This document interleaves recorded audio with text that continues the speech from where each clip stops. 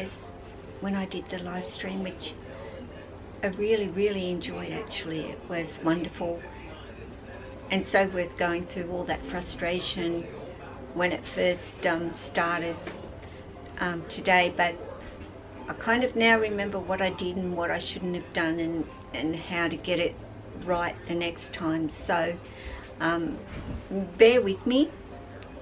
I'm not brilliant at technology, I just do my best. So,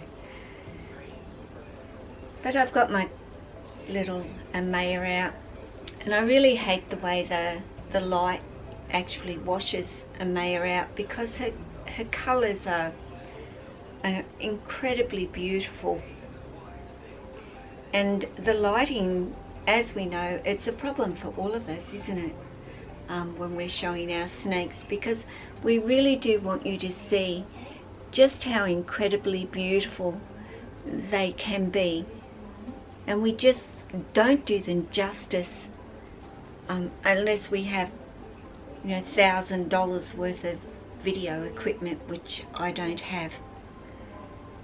So she looks really pale and quite ordinary, doesn't she? But Amaya is my tricolour albino Darwin carpet python, and she's no longer the baby. And today we are going to be talking about the young carpet pythons, and the notoriety of the fact that everybody seems to think that they're nippy and more nippy than the average baby, and that really isn't the truth. All species as babies can be extremely nippy. It goes with the territory. They're tiny, they feel defenseless, they are prey to so many things out there that they tend to be very defensive for that reason in itself. But it isn't the truth. And I think too, remembering, we're getting into generation after generation of breeding snakes in captivity, in cavities, no, in captivity. And basically, I think slowly but surely that wild angle of who they are is being bred out of them, if nothing else. And that's been proven to some degree with retics. That's a prime example of it. Seeing, the first generation, the F1s being rather more defensive in their behaviour than when you're getting down to even the third and fourth generation bred from that mum. The babies tend to be so much more calmer right from the word go.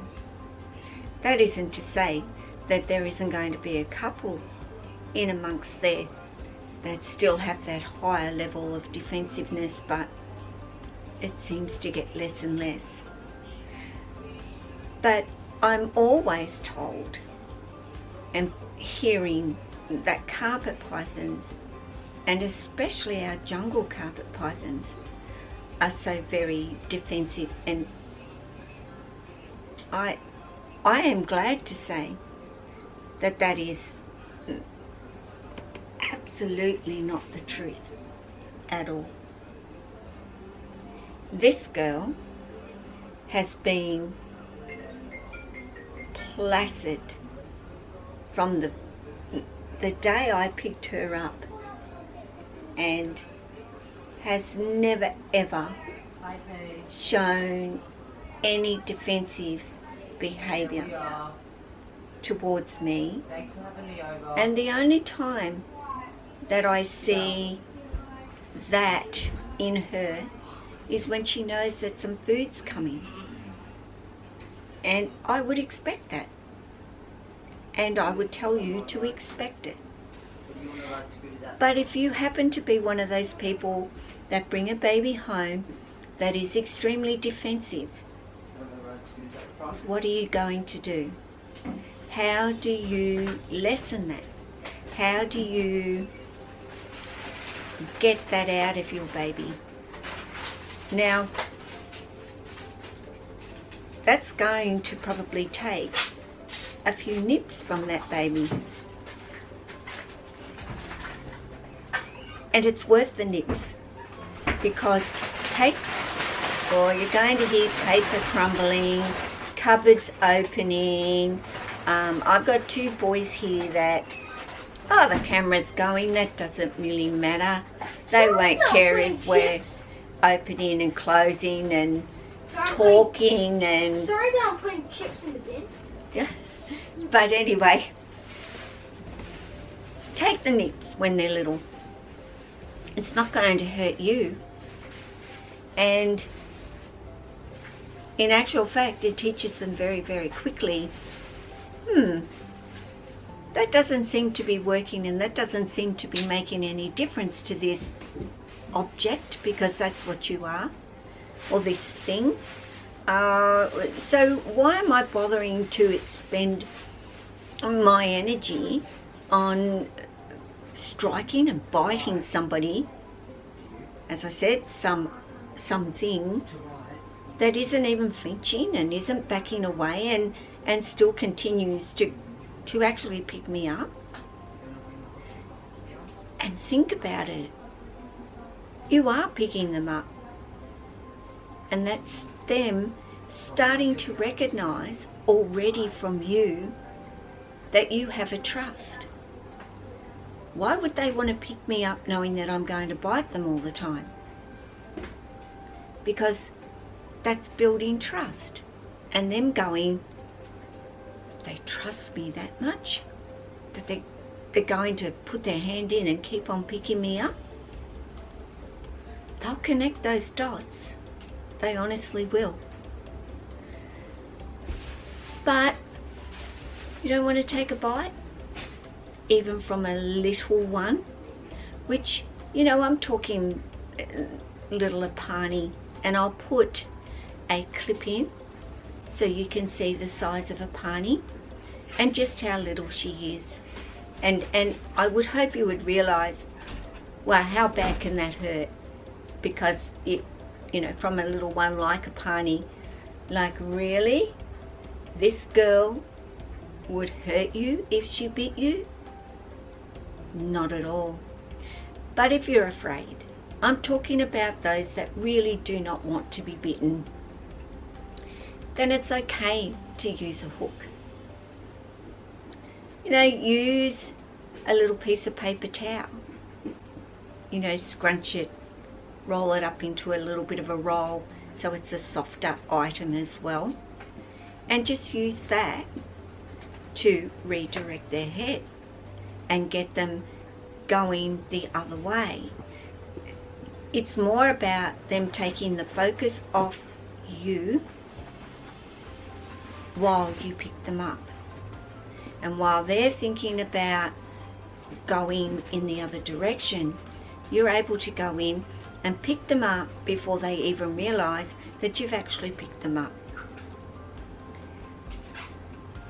Of course, that it really shouldn't take you that long with your snake for them to tune into that. And I'm not saying tune into the fact, she's going to be sneaky and she's going to redirect my head and she's going to then pick me up. So I'm not going to. I'm going to fight that and keep myself focused on her so I can bite her. Not at all. They'll soon realise that the actual picking up and bringing them out didn't do them any harm and didn't hurt them in any way. That is what I mean. You can also, right from very young, drop feed your babies by putting a little napkin or putting their feeder on top of their hide, you know, up off the substrate in some way, and letting them find the feeder. You can let them know that you've put a feeder in there by letting them get the scent of it and then placing it and letting them just go over and gently picking that feeder up. Some don't even gently pick them up. Even if you drop feed, they still, you know, go back into that little strike position and strike and grab it and pick it up. But that is taking away some of that behavior from them, that striking and biting. So, you know, start that at a very young age if you choose to. I am not saying that you have to. You can start it at any time if you want to, and they will still learn to do that from you. So that's kind of my two very basic tips. One is to redirect their head when you're going in to get them. The second is to teach them how to drop feed from a very young age. But remember, guys, when you're keeping a young one in a tub, you're actually going down from the top as well, which is very, very scary for a snake until they get to know you and have that complete trust in you. So when you're going, you know, from the top down, you're this big bird coming in to grab them. So, you know, don't grab them. Go in and grab. Go in somewhere away from them and move your hand over and to the side of them and then scoop them up. You know, you go sticking your hand right in their face, they'll more than likely have a nip at you. But the point being, if you get a little one and they're nipping at you, can I say suck up the bite? Because really, it's not that bad. It is so not that bad. You'll kind of go to yourself, what was I worried about? And realise nothing. Could she hurt me if she bit me? I would feel it. Here's my daughter picking up the children, but I don't believe she'll come in. So, you'll feel it. I'd feel it. I'd know that she's actually bitten me. But I wouldn't be rolling on the floor screaming my head off because it hurt in any way. I probably wouldn't even do that if it were Jack that bit me. And fortunately, my bigger snakes have never been defensive in that way or even thought about biting me. And the key there